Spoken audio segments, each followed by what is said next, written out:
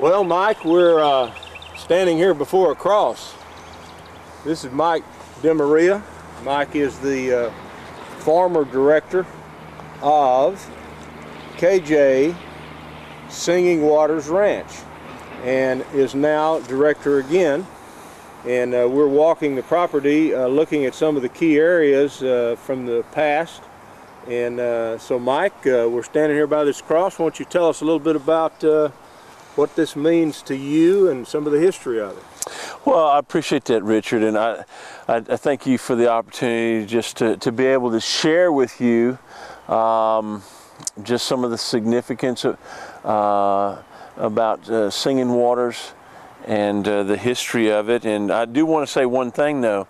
I am currently the camp director here at Singing Waters, as you spoke, but I'm still the pastor at Life Point Church in Denham Springs, and I don't want to give anybody the impression that I've given up my pastoring position.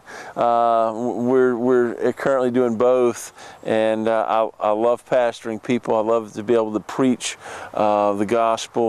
And we see this as a real extension of the ministry that God's called us to there at Life Point.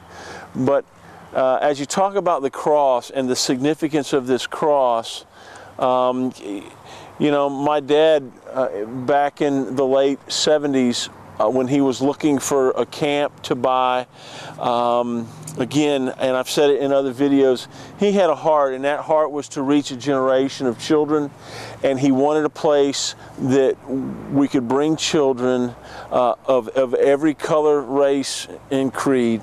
And you know, back in the day, there was a lot of prejudice, racism in our country, particularly in the South, and he would plan camps and want to bring children to camp, and would be told that you couldn't have African American kids or whatever it was, and particularly the African American. And so he was looking for a camp. He wanted a place that would embrace all people.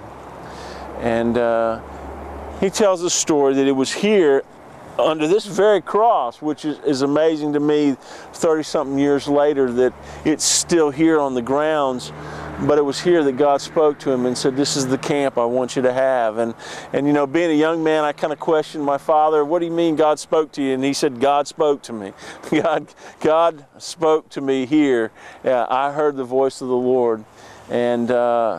And so, you know, I never questioned that. I just accepted it, that, yeah, God did speak to him, because, you know, here I am 30-something years later, and I believe God's spoken to me as well, that God has a purpose and a plan for this piece of property. It's strategic in His kingdom, and we have a heart to see it restored, both physically, but also the heart of Singing Waters restored, and that is the ministry that takes place here, the ministry of proclaiming the good news of Jesus Christ. That's the heart of it.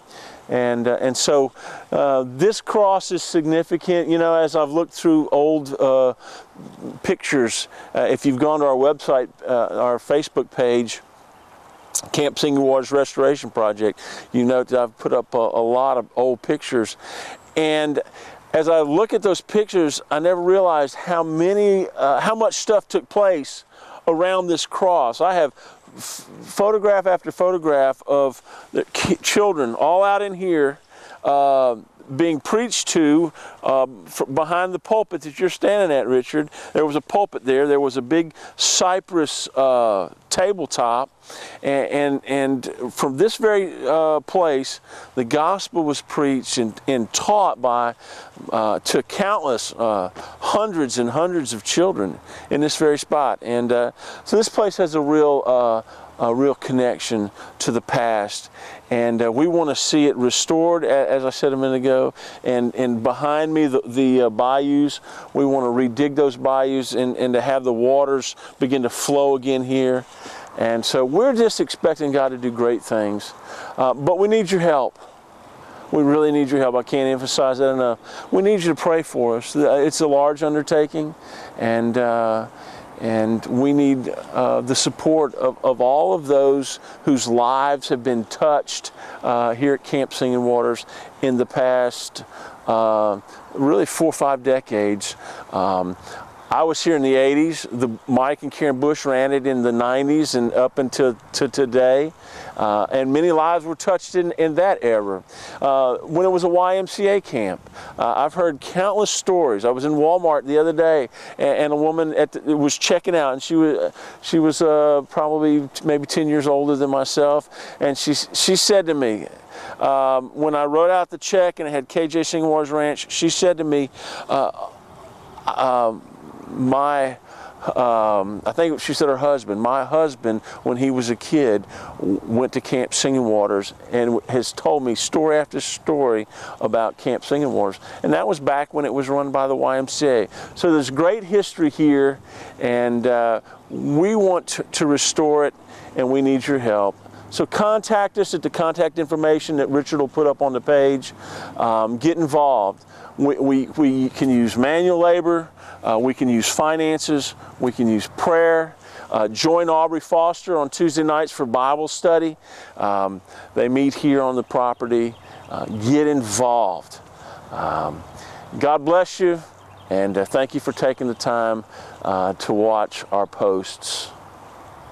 Well, I'd just like to say there is no question that God's hand is upon this thing. It is so exciting. There are other places where you can get information about it. The vision that men and women have for this, it's obviously God, as you've said, Mike. And so we just thank you for your interest in this. And Mike, there's probably some other places around here that we can take a look at. Probably a few others. Be significant too. So thank you for your time.